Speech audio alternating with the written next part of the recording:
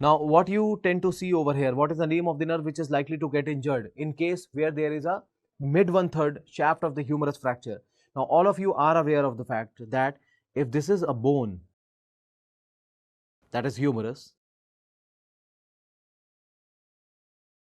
and this is the medial aspect of the humerus, this is the lateral aspect of the humerus, and the name of the nerve which is traversing or lying in closed approximation with this bone is the radial nerve. Now, the nerve initially it crosses the medial aspect. Initially it is crossing the medial aspect, then it descends down, and then through this spiral groove it comes to lie laterally, and then it descend down. So along the long axis of the humerus, the nerve is lying in closed approximation. Now imagine if there is a fracture in the region of the mid 1/3 of the humerus, then the name of the nerve which is likely to get impinged, likely to get compressed, is the radial nerve. So for obvious reason, for this particular question, they are asking that what is the name of the nerve which is likely to get injured. Answer for this question is the radial nerve, because in this mid 1/3 of the humerus fracture, the name of the nerve which is likely to get impinged is the radial nerve.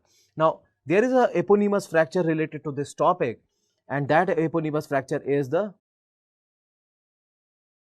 Holster-Lewis fracture. Now, under the heading of this Holster-Lewis fracture, what you have to remember that it is the spiral fracture of mid 1/3 humerus. It is the spiral fracture of the mid 1/3 of the humerus associated with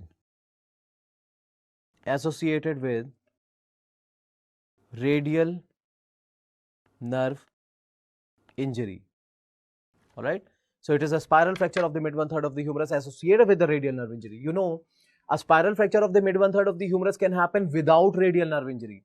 All right. Similarly, oblique fracture of the mid 1/3 of the humerus can happen with radial nerve injury. But none of the case it is going to be called as Holster-Lewis. In order to mark it as Holster-Lewis fracture, what you have to remember is that it has to be a spiral fracture, point number 1, in the mid 1/3 of the humerus, and it has to be associated with radial nerve injury. Then it will be called as Holster-Lewis fracture.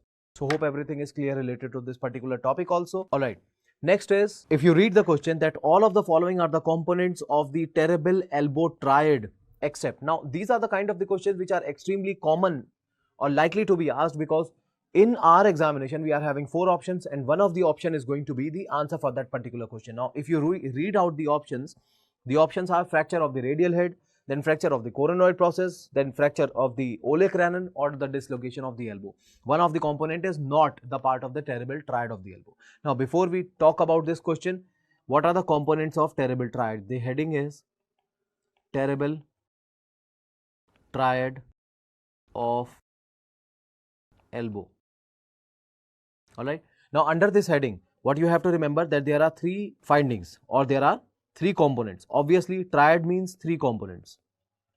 All right. The first component is comminuted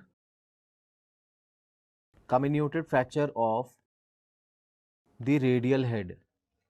Now, if you look at this radial head, if you look at this picture, there has to be a comminuted fracture of the radial head. That means radial head is burst into multiple pieces. Then point number 2, that there is a fracture of the coronoid process.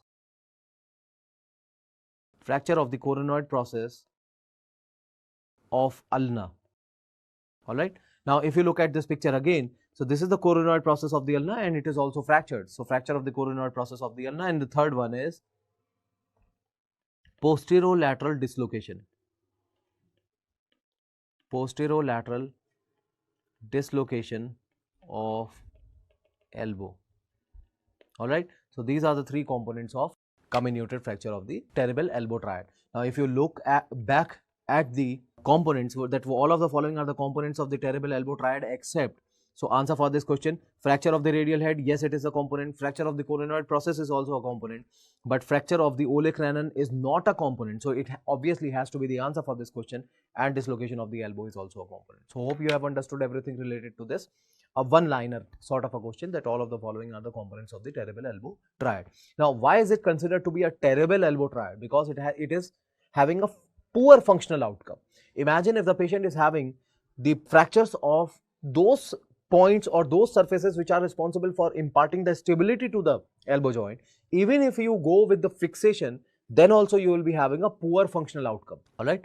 So this is the kind of a trauma where the patient is said to have the expectations of a poor functional outcome even after the surgical fixation of this particular disease. So hope everything is clear in relation to this also.